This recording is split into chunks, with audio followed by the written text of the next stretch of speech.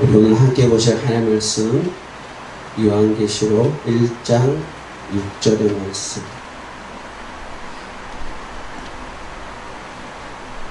다 찾으신 줄 믿고 함께 합독하겠습니다. 그의 아버지 하나님을 위하여 우리를 나라와 제사장으로 삼으신 그에게 영광과 능력이 세세토록 있기를 원하노라. 아멘. 요한계시록을 잡았습니다. 요한계시록. 목사가 저 같은 경우는 그래요. 설교를 일반적인 목사들이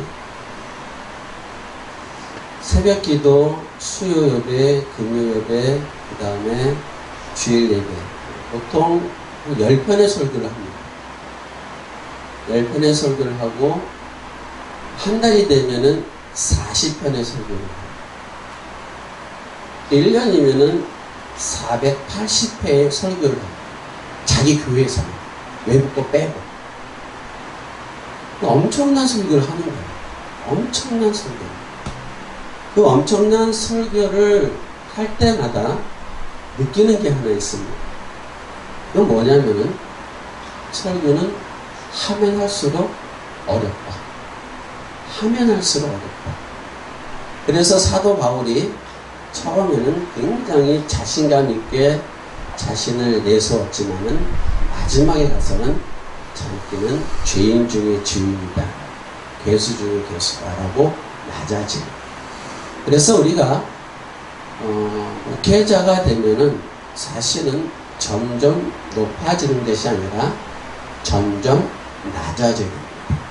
점점 낮은 자이고 설교를 몇 편 하면서 그 설교를 가지고 우리 힘을 주고 성도들 앞에서 설교한다고 자신을 높일 것이 아니라 설교를 하면 할수록 두렵고 떨리는 마음으로 점점 낮아져야 됩니다.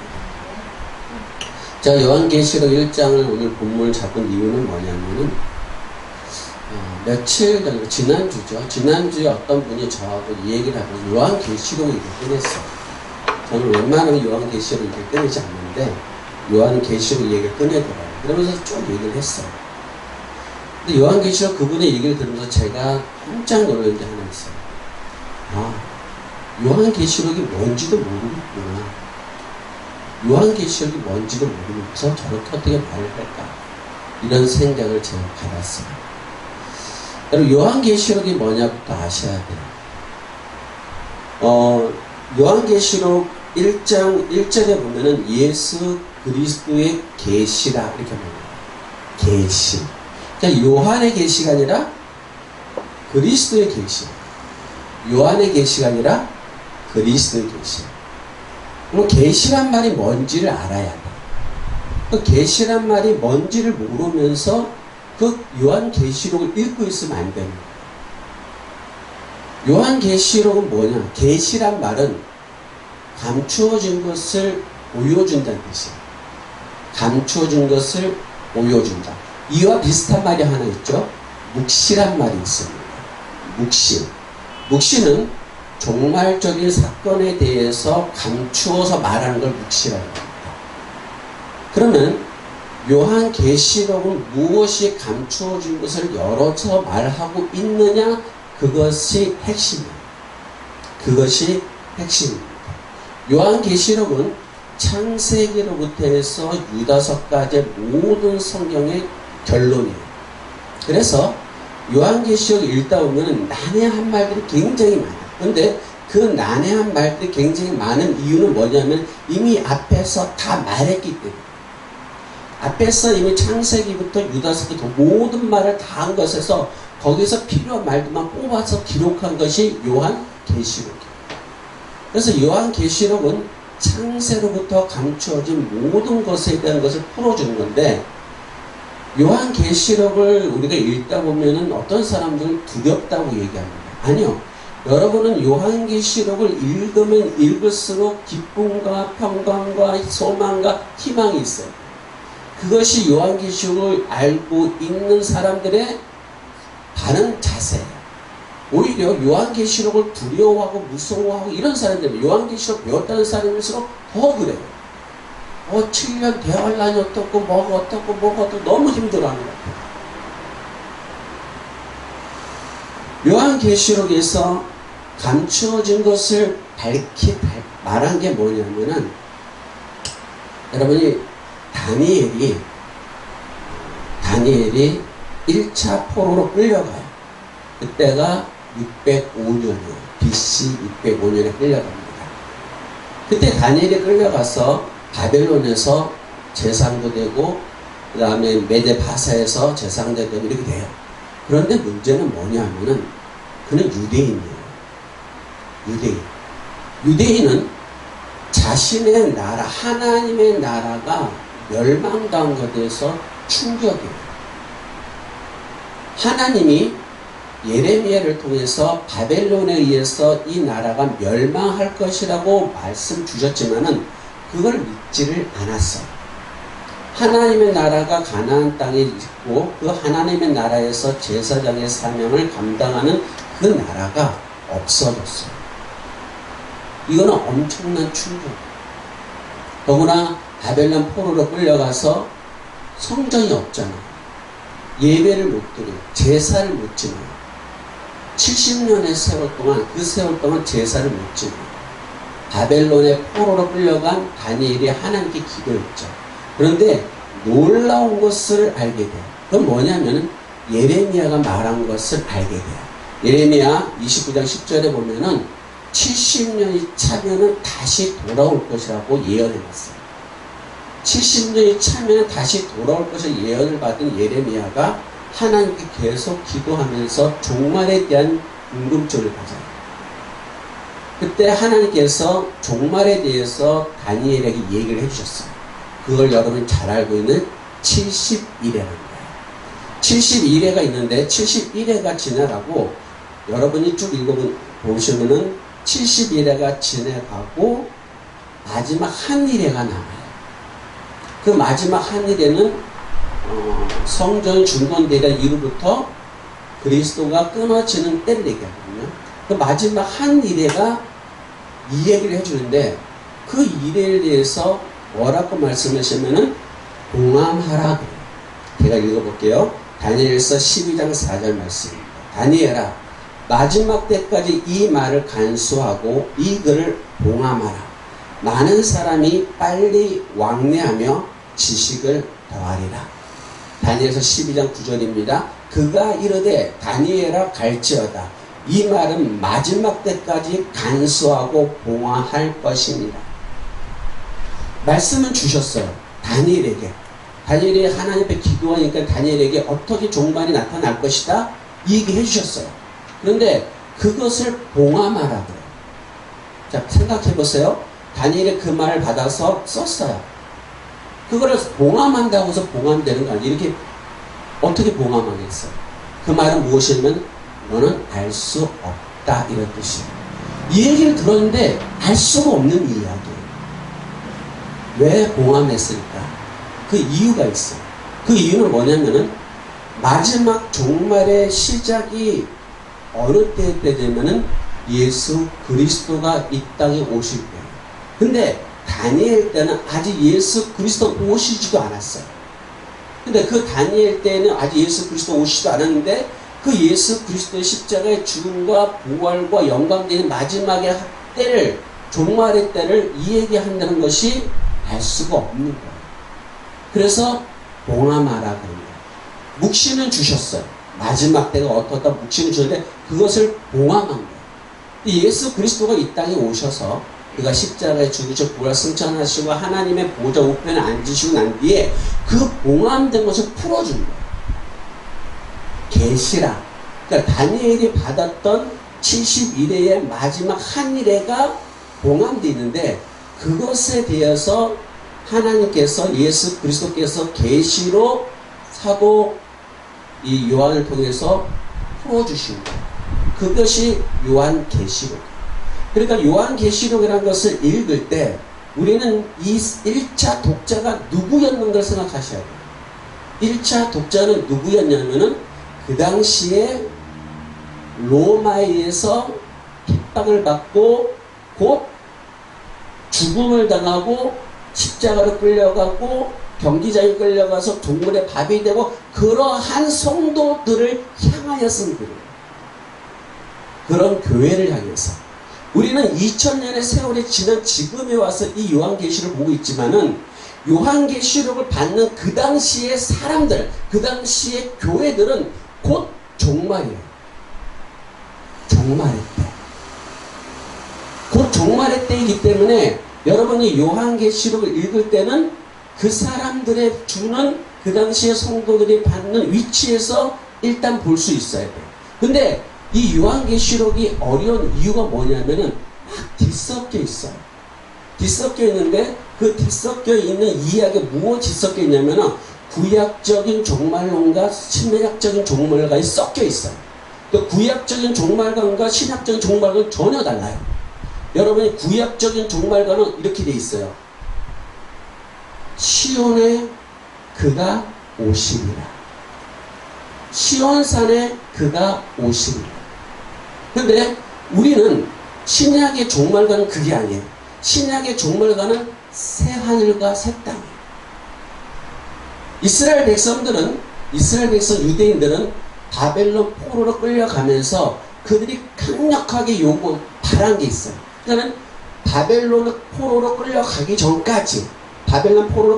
전까지 유대 땅에는 하나님의 성전이 있었고 그 땅에서 항상 하나님의 제사를 지냈어요. 그러므로 하나님의 나라를 바라볼 이유가 없어요. 하나님의 나라에서 살았으니까. 그런데 그들이 바벨론 포로로 끌려가면서 성전이 무너지고 그들은 하나님의 나라가 없어졌어요. 그러면서 그들이 원하는 게 뭐냐면은 메시아 사상이에요. 메시아가 오셔서 그 메시아가 자신들 다시 회복시켜 주시고 나라를 회복시켜 주시고 그거에 대한 열망이 있는 거예요. 바벨론 포로로 돌아왔어요. 그런데 성전이 재건됐어요. 그런데 아직 무엇이 없어요? 나라가 없어요. 예수님이 오시는 그날까지도 그들은 가나안 땅에서 성전이 있고 가나안 땅에서 제2성전이 만들어지고 예수님 때는 헤롯이 만든 성전까지 있었지만은 거기서 제사를 지냈지만은 여전히 나라가 없는 거예요. 나라가 없는 백성. 그러면 그들은 하나님의 나라가 도래하기를 강력하게 바라는 거예요. 어디에? 가나안 땅. 가나안 땅. 근데 예수님이 오셔서 당신이 메시아라고 말씀하세요. 그런데 그 예수님께서는 이 땅에 하나님의 나라가 도래를 얘기하지 않아요. 하나님의 나라는 천국이에요. 저 나라. 하나님의 나라. 그래서 여러분들이 구약적인 사관을 가지고 성경을 읽으면은 항상 땅의 복이 나와요. 땅의 복. 자손이 번성하고 기업을 얻고 뭐가 되고 장소. 그런 것이 땅의 복이 가득해요. 그런데 신약이 들어오면은 그 복이 하나도 없어요. 그 복이 하나도 없어요. 여러분 신약을 읽어보세요. 하나님께서 예수님께서 뭘 하시냐면은 너희 형제를 미워하고 너희 아버지를 미워하고 뭐 그런 말이 나와요. 그리고 너희가 땅에다가 보물 쌓지만 하늘에다 보물 쌓고 뭐 이런 말들을 하세요. 부자 청년이 와서 어떻게 영생을 얻으니까 말하니까 너희 가진 모든 재산을 팔아서 나를 따르라 그래요. 그러니까는 구약적인 사관을 가지고 있던 유대인들의 위치에서는 그 예수님이 말한 걸 받아들일 수 없는 거예요. 그래서 예수님 십자가에 못 박는 거예요. 유혹하는 자이다. 그들은 유혹하는 자이다. 그러면서 예수님을 십자가에 못 박아요. 이 사관이 요한계시록에 그대로 기록되어 있어요. 그러니까는 이 요한계시록은 유대인들도 읽어야 되고 또 이방인들도 읽어야 돼요. 그 이방인들은 신약적 사관에서 예수를 믿고 있는 사람들이잖아요. 그러니까는 읽으면서 우리는 엄청 헷갈려요. 그런데 그 당시의 사람들은 예수님이 곧 오실 거라고 믿었어요. 예수님이 곧 오실 것이다. 내가 곧 온다고 말했거든요. 내가 곧 온다고 말했기 때문에 예수님이 곧 오실 거라 생각해서 그들은 이 땅의 복에 대한 전혀 관심이 없어요. 그들은 예수님이 오늘 오실지 내일 오실지 금방 오실 거라 생각해서 그들은 이 땅의 복을 비는 게 하나도 없어요. 그것이 여러분이 성경에 보는 관점이에요. 그래서 우리는 예수님의 탄생의 이야기부터 시작해서 요한계시록까지 나오게 되는데, 그 당시에 이스라엘 백성이나 예수님을 믿었던 사람들은 곧 예수님이 오실 것이다. 그 관점에서 여러분이 요한계시록을 보셔야 돼요. 그러면은 오늘 본문의 이야기에서 이런 얘기가 있습니다. 그의 아버지 하나님을 위하여 우리를 나라와 제사장으로 삼으신. 이 말이 굉장히 어려워요.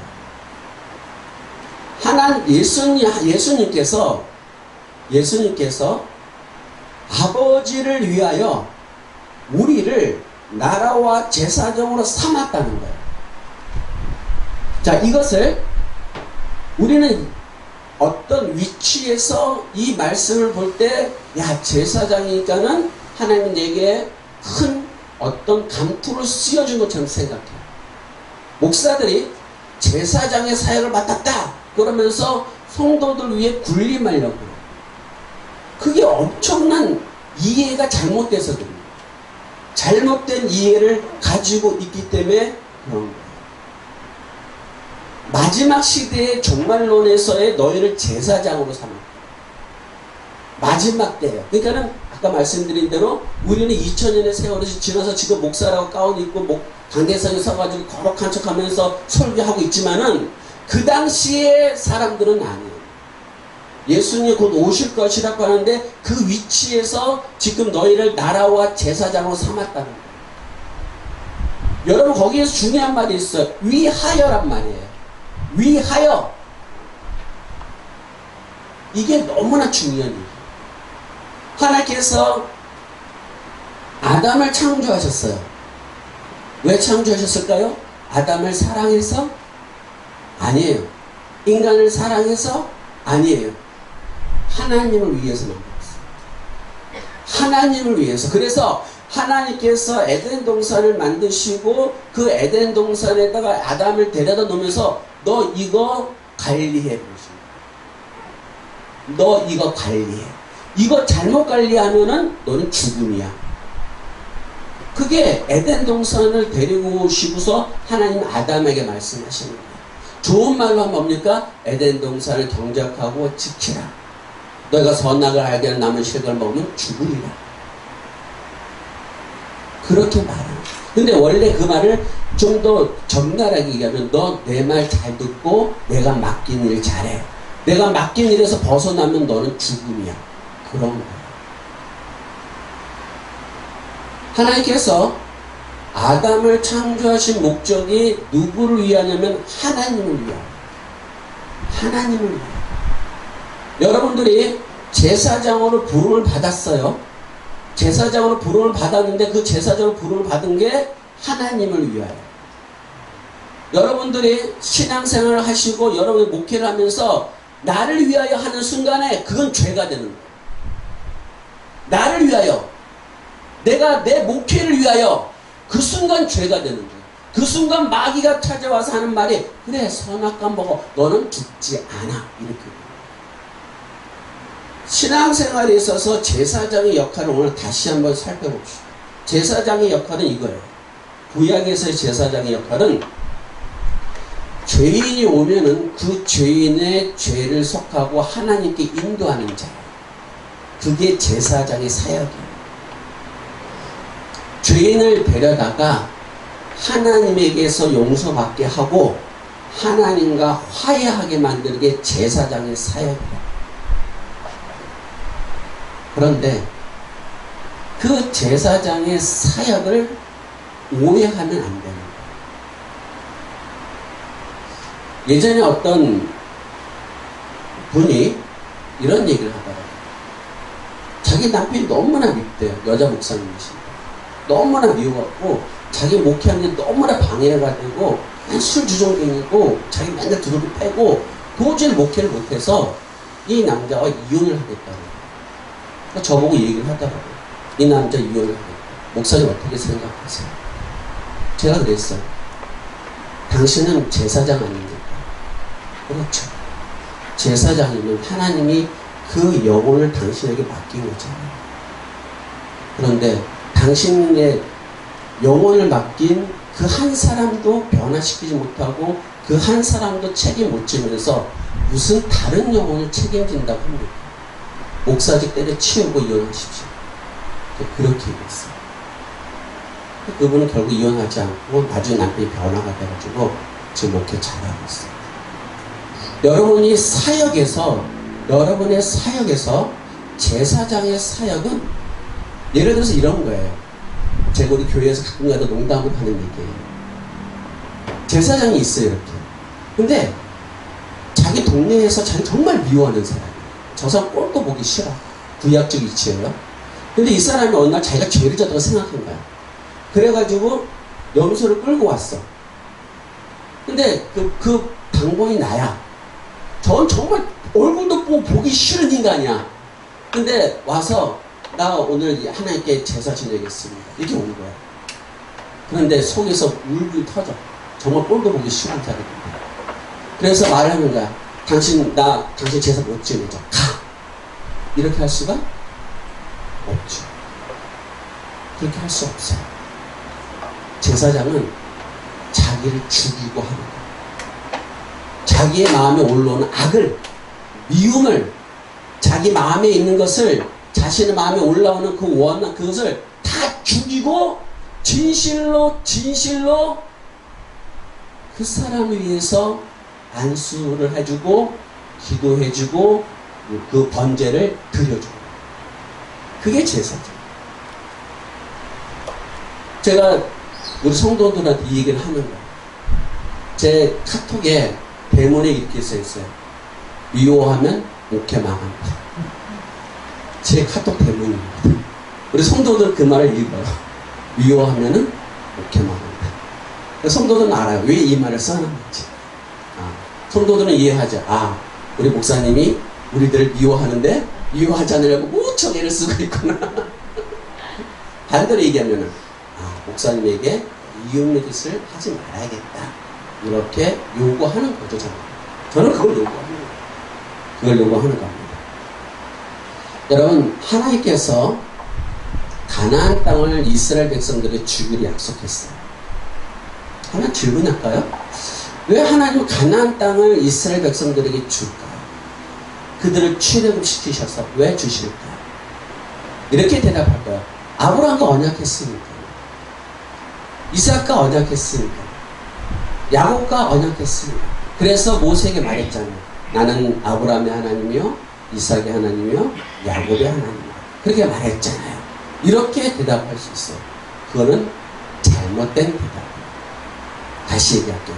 하나님은 이 땅을 왜 창조하셨다고요? 하나님을 위해서, 하나님의 나라를 위해서. 그러므로 이스라엘 백성들을 가나안 땅으로 인도해 들어가는 목적도 그들에게 있는 게 아니라 하나님께 있는 거예요. 그래서 여러분이 잘 알고 있는 그 출애굽기 이게 말씀 보면은 제가 읽을게요. 출애굽기 19장 5절과 6절의 말씀.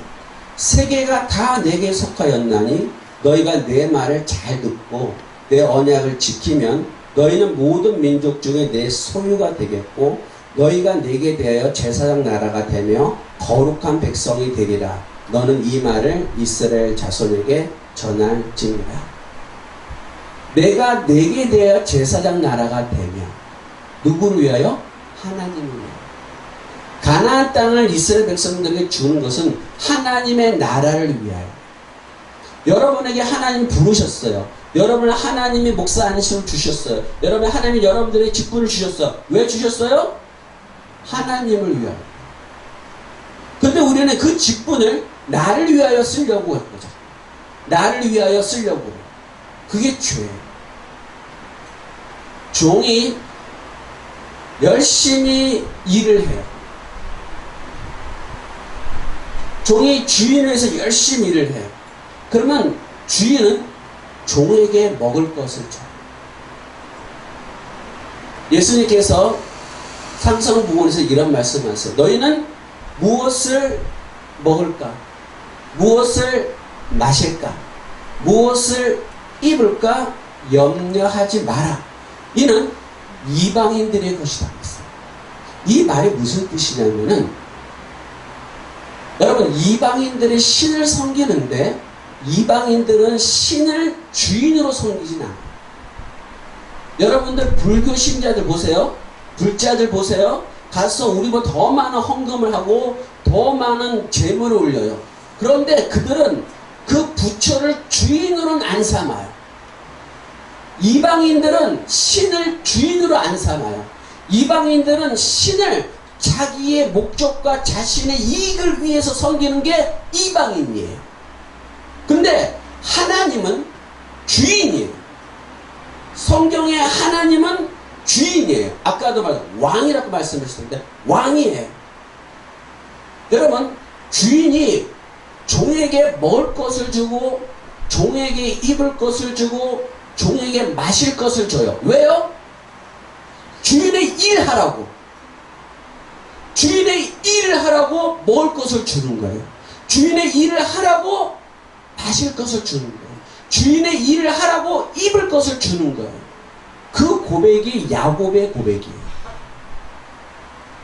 그래서 너희는 무엇을 먹을까, 무엇을 마실까, 무엇을 입을까 염려하지 말라는 것은, 너희가 하나님을 위하여 살아간다면, 하나님을 주인으로 모시며 살아간다면, 그러면은 그 하나님이 너희에게 다 공급하신다는 거예요. 그것이 염려하지 말라, 근심하지 말라, 이것은 이방인들이 하는 것이라 말씀하는 거예요. 그런데 우리는 그렇지 않아요. 자꾸 자기 것을 걱정. 하나님 주시면 하겠는데, 하나님이 주시면 하겠는데. 저도 그런 기도 많이 했어요. 심지어는 로또 당첨시켜 주시면 좋겠습니다. 그런 기도까지 해보겠어요. 하나님이 주셨어요. 주시면 할게요. 이 문제 해결해 주시면 할게요. 이 문제를 해결해 주시면 할 수 있어요. 어떤 문제가 해결이 안 돼요. 왜 안 될까요? 그걸 내 위치에서 보는 게 아니라 하나님의 위치에서 봐요. 종이 주인에게, 주인님 이 일을 하기 위해서는 이게 필요합니다. 이거 좀 주십시오 하니까 주인이, 필요 없어. 그거 없이도 할 수 있어. 너 가서 다른 거로 일해. 그러면 종은 예 알겠습니다. 주인하고 하고 주인에게 인사하고 나오는데, 주인이 무식하기는 저 주인 일도 모르면서 그렇게 말하면 안 됩니다. 그 이야기가 사도 바울의 이야기예요. 사도 바울이 하나님께 자기의 육체의 가시를 제거해달라고 3번이나 기도했어요. 사도 바울은 그 육체의 가시가 무엇인지는 알 수 없지만 그것이 제거가 되면은 하나님의 일이 더 잘 될 거예요. 뭐 안지일에다 얘기하기도 하고, 뭐 건강이 아닌지라 그래서 누가 끝까지 쫓아다니다 그런 말도 많이 하잖아요. 그건 다 추측. 우리들의 추측이고, 왜 성경 기록이 없습니다.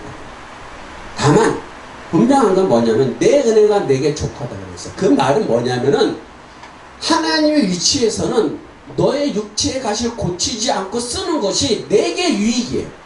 누구에게? 하나님에게. 육체의 가시를 제거해서 너를 쓰는 것이 내게는 유익이라는 거야. 너의 위치에서는 그 육체의 가시를 제거하는 것이 너에게는 유익이지, 네 입장에서는. 그런데 아니야. 내가 너를 부른 목적은 내가 나를 위해서 불렀어. 그러므로 나의 육체의 가시를 제거하지 않는 게 내게는 유익이야. 그래서 안 해주는 거예요. 하나님의 능력이 없어요? 우리가 기도하는데 하나님 응답이 없어요. 왜 응답이 없어요? 그게 하나님께 유익입니다. 나에게 유익이 아니에요. 내게 이 은혜가 족하다, 이 말은 내가 너를 사랑하고 너를 붙들고 있다는 뜻이에요. 내가 너를 종으로 쓰고 있다는 뜻이에요. 그런데 우리는 자꾸 하나님 그게 아니잖아, 이거잖아요. 그러면서 3일 금식하고 일주일 금식하고 40일 금식해요. 누가 이기나 보자, 이런 얘기지. 하나님이 이기나 내가 이기나 보자. 마치 어린아이가 엄마가 말하는 대로 나 밥 안 먹어! 그게 금식 아닌가요? 금식은 멍에를 풀어준다 그랬어요. 그 뭐냐면은 자신을 죽이는 거지, 내 목적을 이루기 위해서 금식하면 안 돼요. 잘못된 금식들을 하는 거예요. 종으로서 하나님의 종으로서 일을 하지 않고 자신의 것을 위해서 금식하는 건 잘못됩니다. 그런데 오늘 본문에 나온 이 제사장이라는 게 문제예요. 다시 얘기 돌아가죠. 여러분들 어디를 보시냐면요, 로마서 11장 25절 말씀 해보시기 바랍니다. 로마서 11장 25절의 말씀, 사도 바울의 글입니다. 로마서 11장 25절. 여러분들이 잘 아는 말씀입니다. 로마서 11장 25절 말씀 다 찾으셨으면 우리 함께 봉독합니다. 형제들아, 너희가 스스로 지혜 있다 하면서 이 신비를 너희가 모르기를 내가 원하지 아니하노니, 이 신비는 이방인의 충만한 수가 들어오기까지 이스라엘의 덜어는 우두하게 하는 것이라. 아멘. 거기서 중요한 말이 뭐예요? 이방인의 충만한 수가 들어오기까지. 이 말의 해석이 필요해요. 이방인의 충만한 수가 들어오기까지. 이방인의 충만한 수가 들어오면 더 이상 이방인은 구원이 없다는 거예요. 가득 찼어요. 여러분 컵에 물이 찼잖아요? 그럼 더 이상 컵에 물 부을 필요가 없죠. 이방인의 충만한 수가 차. 그러면 이방인은 더 이상 구원이 없어요. 지금 한일회가 멈춰 있잖아요. 69일에 지금 한일회가 지금 안 지나고 있잖아요. 그 한일회는 그 한 69일에서부터 한일회가 시작되는 그 지금 2000년의 그 세월은 이방인의 시대예요. 하나님의 역사는 이스라엘을 중심으로 움직이지 이방인을 중심으로 움직이는 게 아니에요. 우리는 자꾸 이방인의 위치에서 우리가 봐서 그런 거지, 하나님은 이방인의 위치에서 움직이는 게 아니라 유대인의 위치에서 움직여요. 왜? 유대인에게 언약을 주셨기 때문에, 아브라함의 자손에게 언약을 줬기 때문에 그들을 중심으로 역사를 끌어가요. 지금 2000년의 세월은 이방인의 시대예요. 그 이방인의 시대는 오늘 본문에 방금 읽었던 것처럼 이스라엘을 덜어는 우둔하게 하시기 위해서인 거예요. 그들까지는 하나님의 이방인의 수를 채우면 하면 그게 끝나는 게 바로 7년 대환란의 시작이에요. 그때부터는 이방인은 더 이상 구원이 없어요. 이거 생각해 본 적 있으세요? 뭐냐면은 하나님은 우주를 창조하셨대잖아요. 여러분 우주를 창조하셨는데 그 우주가 보면은 밤하늘에 별이 너무나 많아요. 어떤 사람은 외계인이 있을 것이다, 비행 접시가 있을 것이다. 다 뻥이에요. 왜 뻥인지 아세요? 지금까지 외계인이 한 번도 지구를 침공한 적이 없어요. 방문했다 뭐 이러면 다 거짓말. 하나님의 위치에서 봅시다. 저 수많은 별을 왜 만들어놨을까요? 쓸데없는 별들. 창세기의 이 창조의 역할을 보면 먼저 만든 게 지구예요. 지구를 먼저 만드셨어요. 첫날에 지구 만드셨잖아요. 그리고 해와 달과 이런 모든 별들은 4일째 만들잖아요. 하나님이 첫날에 지구를 만드시고 그 지구에 운행하게 하시고 수면 위에 하나님이 돌게 하시고 하나님이 돌고 4일째 가서 해와 달과 별을 만들잖아요. 그 먼저 만든 건 지구예요. 그 지구를 만들고 우주를 만들어 가요. 성경 역사로 봤을 때.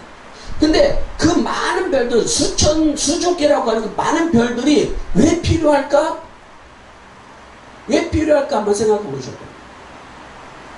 하나님께서 아담을 만드시고 생육하고 번성하게 됐어요. 여러분 지금 우리가 살고 있는 이 시대, 지금 이 시대에 이 지구의 인구가 몇 명이에요? 70억. 그러면 지금 창조되부터 몇 년의 세월이 흘렀어요? 그 역사로 봤을 때 6,000년의 세월. 그럼 이 지구의 인구가, 만약에 하나님이 너는 번성하고 영생하고 하라고 했을 때 그 지구의 인구가 과포화 정도가 아니라 살 수 있는 땅이 없죠. 모든 저 별들은 하나님이 우리 인간들이 살 수 있도록 만든 별이에요. 가서 살 수 있도록. 자식을 낳잖아요. 우리가 지금 우리 시대가 70억이잖아. 안 주고 산다 그래요. 그럼 140억이 될 거고 210억 될 거고 계속 늘어날 거 아니에요. 그 모든 인구들이 모든 사람들이 가 살 수 있도록 만든 게 별이에요. 그래서 지구를 만들고 별을 만드는 거예요. 그런데 인간이 죄를 짓고 영생에서 떠났잖아요. 제한된 인생을 살잖아요. 제한된 수명을 갖고 살잖아요. 그러니까 그 많은 별들이 필요 없어진 거예요. 그래서 그 많은 별들 전부 다 죽음의 별들이 되는 거예요.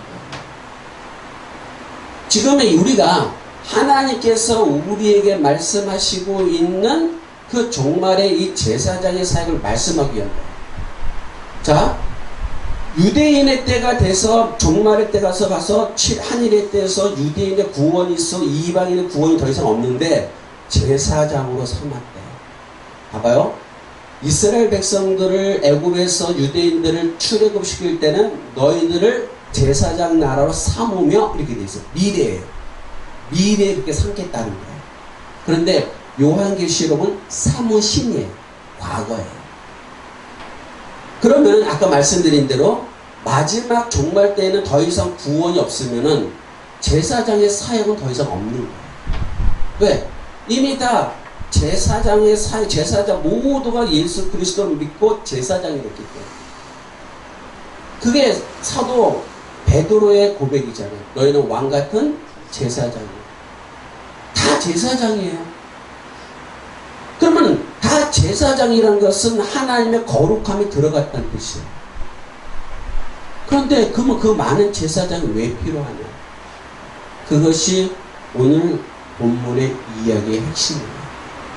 무슨 뜻이냐면은 하나님께서 마지막 종말 때에는 큰 환란이 있어요. 전천년을 믿고 있는 거나 세대주의를 믿고 있는 사람들은 그 환란을 들어가지 않는다고 얘기해요. 안 들어간다면 좋죠. 안 들어간다면 너무나 좋죠. 왜? 그 환란 참을 수 없을 것 같으니까. 그 환란을 이길 수가 없을 것 같으니까. 아니요. 들어가요. 그 예표가 바로 초기 기독교 시대의 로마 황제들로부터 인하여 핍박받는 과정입니다. 그것이 이제는 로마에 의해서 받는 것으로 나타났지만은 이제는 사단 마귀의 전 세계적인 핍박이 시작돼요. 그것에 들어가요. 근데 그것에 들어가는데 세대주의는 안 들어간다고 얘기합니다. 두 번의 휴거가 있다 하면서 한 번 공중휴거, 한 번은 땅에 재림하면서 안 들어간다고 얘기해요. 그건 세대주의자들이에요. 그리고 전천년주의자. 그러나 성경 그렇게 말하지 않고 반드시 그 환란을 통과해요. 그 환란을 통과하는 교회가 7교회가 나오는데 그 교회가 여러분 잡아봐요. 요한계시록에 가면은 제가 시간이 얼마 없으니까 급하게 얘기할게요. 요한계시록 가면 7교회가 나와요. 자, 하나님 말씀은 살았다 죽었다. 살았죠. 하나님 말씀은 지금 역사한다 역사하지 않는다. 역사한다. 자, 그러면 요한계시록의 7교회는 사라졌다 안 사라졌다? 사라졌죠. 에베소 교회, 버가몬 지금 없잖아요. 없잖아요. 존재하지 않잖아요. 역사적으로. 그러면은 그 역사적으로 존재하지 않는 교회에 주는 글을 읽을 필요는 없는 거죠. 이미 존재하지 않는 게 에베소의 교회를 주는데 그 에베소의 나랑 상관이 없잖아요. 버가몬 교회 그건 우리랑 상관이 없잖아요. 세대주의자들은 1000년, 2000년, 3000년, 4000년 잘라가지고 그 한 세대가 그 교회의 시대다 이렇게 얘기해요. 그러면 1000년이 지나간 시대에 에베소 교회는 우리와 상관이 없어지네요 또.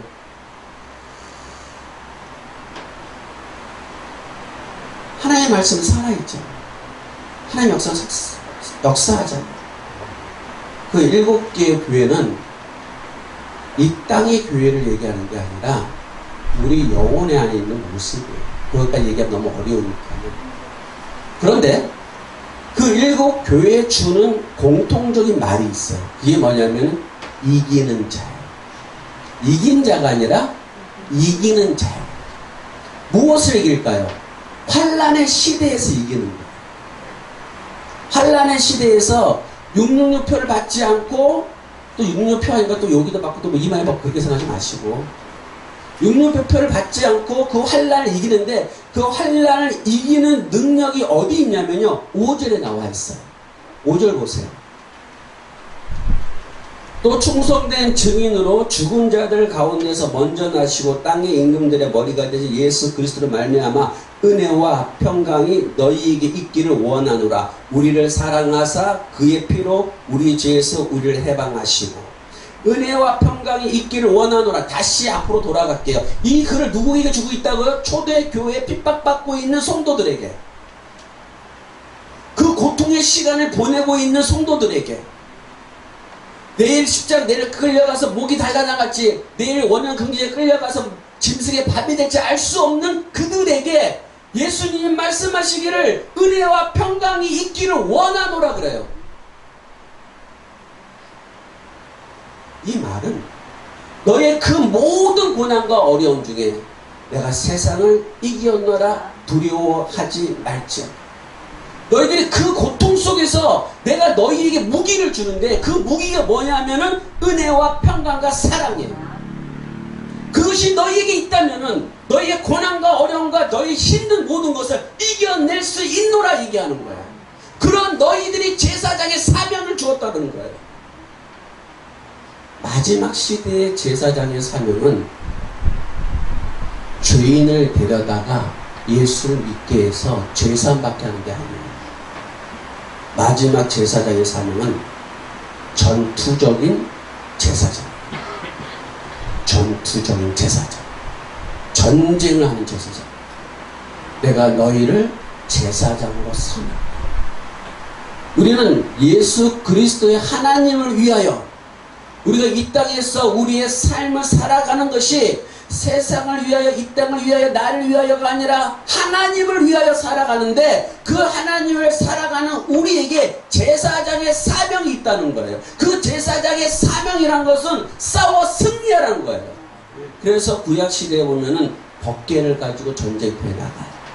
제사장이 어깨에 메고 찬양을 부르면서, 여호사밧 시대에도 제사장들 찬송을 부르면서 앞으로 나가서 크게 승리하였다는 거죠. 여러분들은 제사장의 사명이라는 것을 받았다고 생각해요. 나는 제사장이라고 얘기해요. 성도들은 자기는 제사장이라는 말 하지 않아요. 저희 교회에서 다른 사람들이 알면은, 다른 목사님들이 알면은 욕먹을 짓을 제가 하는 게 있어요. 그게 뭐냐면 민수기 6장이에요. 한번 펴보실까요? 민수기 6장 24절, 25절, 26절입니다.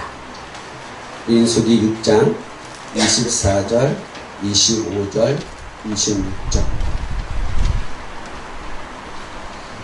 구약성경 204쪽입니다.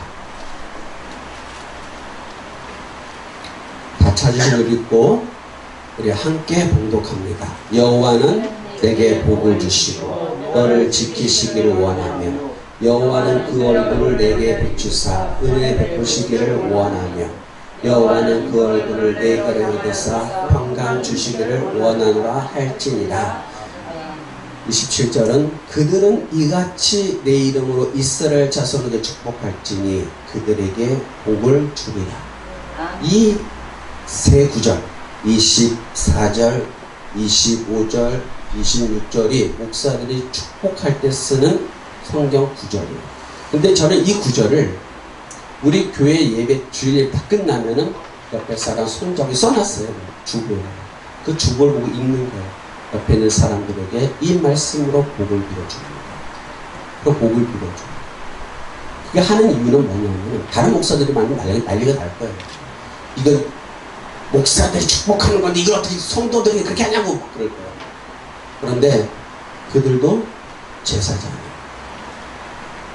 그들도 제사장이에요. 그들이 이제 세상으로 나가요. 예배를 마치고 세상으로 나간다.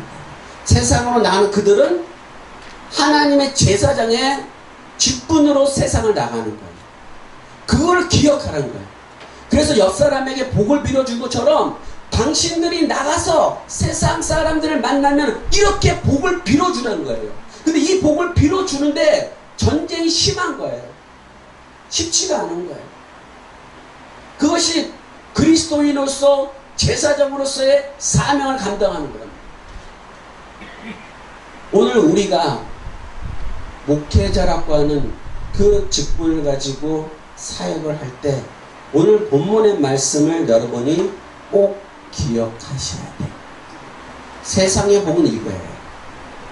세상의 복은 뭐냐면 없는 것이 내가 노력하지 않고 얻은 것을 복이라 그래요. 내가 노력하지 않았어. 근데 내게 없는 거야. 근데 내가 그것을 받았어. 그걸 복이라고 해요. 예를 들어서 뭐 길거리 지나가다가 돈을 주셨어. 와, 행운이다. 또는 큰 일을 좋은 일이 생기면 복 받았다 그렇게. 여러분, 그럼 이건 복인가 아닌가 생각해 보세요. 내가 집에 사과 박스가 10개가 있어. 집에 사과 박스 10개가 있어. 근데 어떤 분이 목사님 추석이라서 제가 사과 갖고 왔어요. 사과 10박스 처치 못해 곤란히 죽었는데 사과 또 한 박스를 갖고 와. 이게 복일까요? 아니죠. 복 아니죠. 미치는 거죠. 미치는. 이 이야기를 다시 돌릴게요. 세상적인 위치에서 보면은 여러분의 물질이나 건강이나 내가 원하는 것을 이루어지는 게 복이라고 생각하는데 하나님의 위치, 그리스도인의 위치에서는 그런 것이 아니에요. 무엇이 복이냐? 하나님의 일꾼이 된 것이 복이에요. 하나님의 일꾼이 된 것. 그 하나님의 일꾼이 되는 복을 줬는데 그 복을 하나님을 위해 쓰지 않는 거예요. 그 이야기가 비유로 예수님 이렇게 말씀하세요. 한 주인이 먼 여행을 떠나는데 종들을 불렀어요. 그 종들이 한 사람에게는 5달란트, 한 종에게는 2달란트, 한 종에게는 1달란트를 줬어요. 5달란트 받은 사람이 열심히 일을 했어요. 그리고 5달란트를 남겼어요. 주인이 왔어요. 주인이 오니까는 그 종이 이렇게 말해요. 내가 당신을 위하여, 주인을 위하여 열심히 일해서 5달란트 남긴 이유가 누구를 위하여? 주인을 위하여. 2달란트 남긴 사람 그도 열심히 일했어. 누구를 위하여? 주인을 위하여. 마지막 1달란트 받은 사람 주인을 위하여 하지 않았어. 자기를 위하여. 주인이 없는 것에서 만들어내시는 악한 분이 일어나요. 자기를 위하여. 하나님이 여러분들에게 건강도 주시고 물질도 주시고 시간도 주시고 더 심하게는 목사의 직분도 주시고 일거리도 주시고 다 해주시고 누구를 위하여? 할렐루야. 하나님을 위하여. 그거 하지 않는 게 죄예요. 세상에서는 죄란 것이 도둑질하고 간음하고 날 물고 훔치고 사기치고 살인하고 이게 죄라고 얘기하는데 성경에서 그걸 죄라고 얘기하는 게 아니라 하나님의 주인의 일을 하지 않는 걸 죄라고 하는 거예요. 율법적인 죄가 아니라 하나님을 사랑하지 않는 죄, 하나님을 위하여 일하지 않는 죄, 그것이 죄예요. 우린 죄 짓고 살아요. 하나님 맡기신 시간을 나를 위해서 씁니다. 나를 위해서 씁니다. 세상 살다 보면 그렇죠. 먹고 살아야 되는. 뭐 일하지 않고 뭐 합니까? 아니요. 하지 말라는 뜻이 아니에요. 그러면 하나님을 위하여 살아가는 방법이 뭐냐가 중요한 거죠. 하나님을 위하여 살아가는 방법이 뭐냐? 그것이 에베소서 6장 11절과 13절의 말씀. 에베소서 6장 11절과 13절의 말씀 보겠습니다. 에베소서 6장 11절과 13절의 말씀. 자, 우리 함께 다 찾으시고 봉독하시겠습니다. 에베소서 6장 11절과 13절의 말씀. 다 찾으신 줄 믿고 합독합니다. 마귀의 관계를 능히 대적하기 위하여 하나님의 전신갑주를 입으라. 우리의 씨름은 혈과 육을 상대하는 것이 아니요 통치자들과 권세들과 이 세상의 어둠의 세상의 주관들과 하늘에 있는 악의 영들을 상대함이라. 그러므로 하나님의 전신갑주를 취하라. 이는 악한 날에 너희가 능히 대적하고 모든 일을 행한 후에 서기 위하니라. 아멘. 거기에 핵심의 말이 악한 날입니다. 악한 날. 성경에서 얘기하면 종말 때겠죠. 종말 때. 그러나 우리 위치에서 봤을 때 과연 하나님이 주님께서 내가 육신의 죽음을 맞이하기 전에 오실 것인가? 물론 오실 수 있죠. 내일 오실 수 있고, 아니면 지금 2000년의 세월이 지나도 오시지 않은 것처럼 앞으로 2000년까지도 안 오실 수도 있습니다. 언제 오실지는 알 수 없습니다. 그때와 그 시는 아버지만 아니라 이렇게 말씀하셨으니까. 근데 이것이 바로 오늘 본문을 지금 방금 읽었던 에베소 6장 11절 13절이 그게 하나님을 위하여, 하나님을 위한다는 게 예배드리고 찬양하고 헌금하고 나가 전도하고 이게 아니에요. 물론 그것도 포함돼요. 그러나 하나님은 예수 그리스도가 이 땅에 오셔서 십자가에서 죽으셨어요. 왜 죽으셨어요? 아버지의 뜻을 이루어드리기 위해서. 이 잔이 지나갈 수 있으면 지나가게 해달라. 그러나 아버지의 뜻이면 마시겠다는 거죠. 근데 아버지의 뜻이 무엇이에요? 우리를 제사장으로 삼는 거예요. 우리를 제사장으로 삼는 거라고요. 예수 그리스도가 십자가 대속의 은총을 하시고 그걸 믿은 사람을 제사장으로 삼는 거예요. 여러분 이거 생각해 보세요. 어떤 사람이 살인을 저질렀어요. 근데 그 사람이 나한테 왔네. 그리고는 제가 죄를 졌어요. 저 목사라고 생각하지 마시고 일반인을 생각하세요. 제가 살인을 저질렀어요. 이 죄를 용서해 주세요. 나하고 상관없고.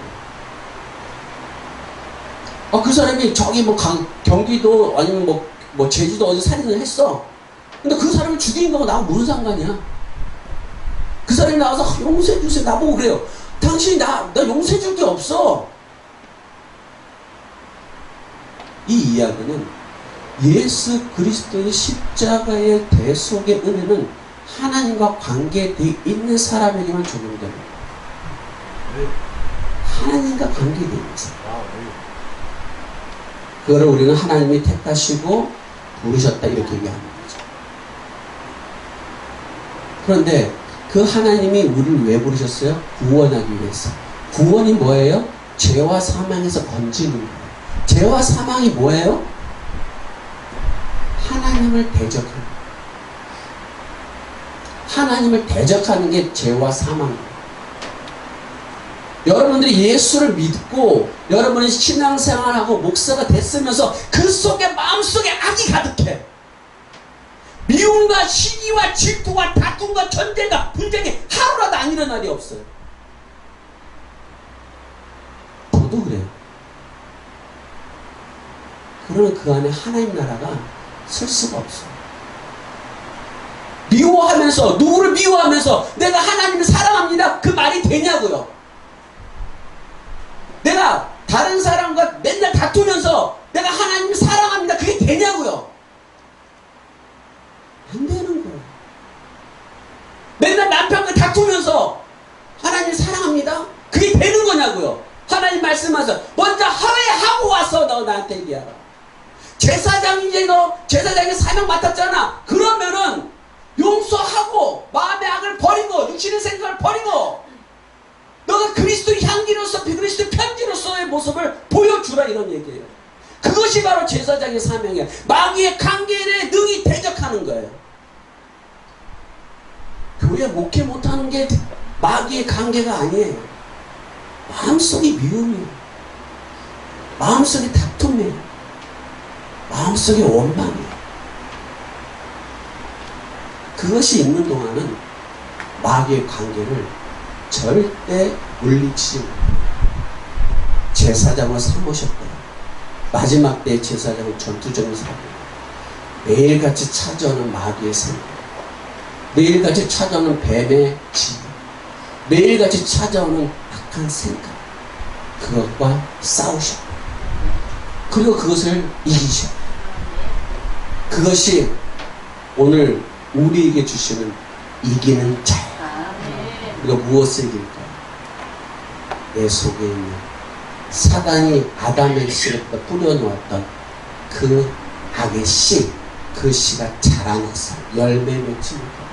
날마다 아담에게 뭐라 그랬어요? 너 나가서 에덴 동산 밖에 쫓겨났어. 땅에서 무엇이 자라요? 가시오 엉겅퀴가 자라는데 그것을 제거해야 너희가 밭에 있는 채소가 너희 양식이 되리라 이렇게 말하죠. 그것을 예수님 뭐라고 하셨어요? 네 가지의 밭에 비유해 주시는 이야기. 여러분, 예수 잘 믿는다고 자랑하지 마세요. 나 믿음 좋다고 자랑하지 마세요. 나 목사라고 자랑하지 마세요. 나 교회 한다고 자랑하지 마세요. 나 성도 몇 명이 있다고 자랑하지 마세요. 마음에 악을 버릴 것을 자랑하세요.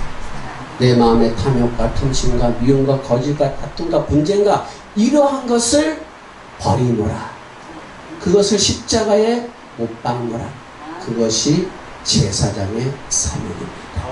우리에게 제사장이 주신 그 복을 누릴 수 있는 우리 모두가 되시기를 주님의 이름으로 축원합니다.